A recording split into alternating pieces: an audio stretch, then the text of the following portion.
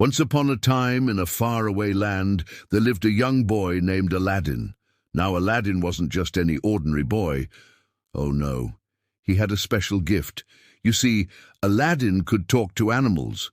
But don't get me wrong, he wasn't some kind of crazy animal whisperer dude. It just happened. Like one day he'd be walking down the street and a pigeon would land on his shoulder and say, "Hey, watch out for that banana peel, pal. It's super slippery." Or he might be sitting in class and the hamster in his backpack would suddenly squeak, "This teacher is so boring. I wish I could just go live in the wild and find my true love and have little baby hamsters."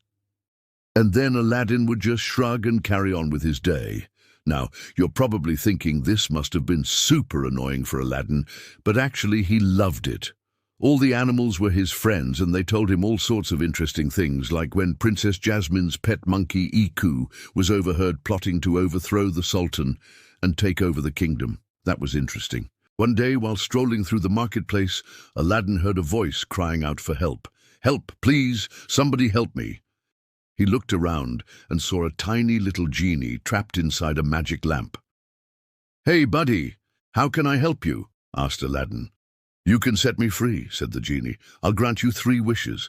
"Whoa, really? Do you come with an oil change and a tune-up?" "Nope, kiddo, just set me free and I'm yours." So Aladdin rubbed the lamp and poof, the genie was free. Now Aladdin could barely contain his excitement. A real-life genie. This was going to be epic. But before he could even utter his first wish, the genie vanished.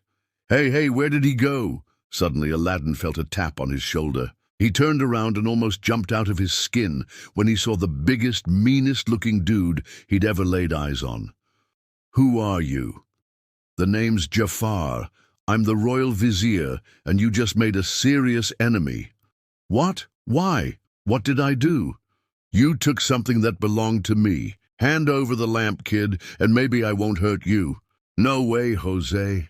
I may be just a lowly street urchin, but I know a bad guy when I see one.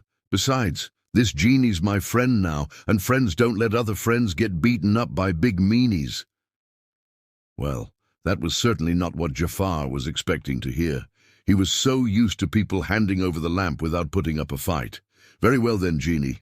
I challenge you to a magic duel. If you win, I'll give you the lamp back, but if you lose, you'll be mine forever." And with that, Jafar vanished into thin air. Now, Aladdin didn't exactly know what he was getting himself into, but he wasn't about to let some bully take his new friend's freedom away. Just then, Abu popped out of nowhere and handed Aladdin the lamp. "Here, you need this." "Thanks, Abu, but how am I supposed to beat Jafar at his own magic game? I'm just a regular old pauper." "Don't be so negative, Al. You got this. Just remember all those times you talked to the animals and they helped you out. Well, this is your chance to pay them back. They all love you, so they'll be eager to help." Then with that, Abu scurried off as fast as he'd appeared. And you know what? He was right. All the animals did love Aladdin, and they were only too happy to help him out when they heard he was in trouble. With their help, he managed to defeat Jafar and make the mean vizier vanish into thin air, never to be seen again. And so Aladdin became the hero of the kingdom. The animals were so proud of him. Even Princess Jasmine and the Sultan were grateful to him for saving the kingdom from Jafar's evil plot.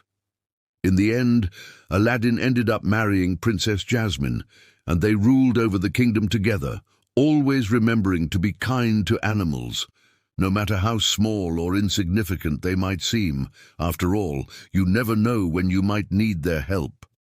The end.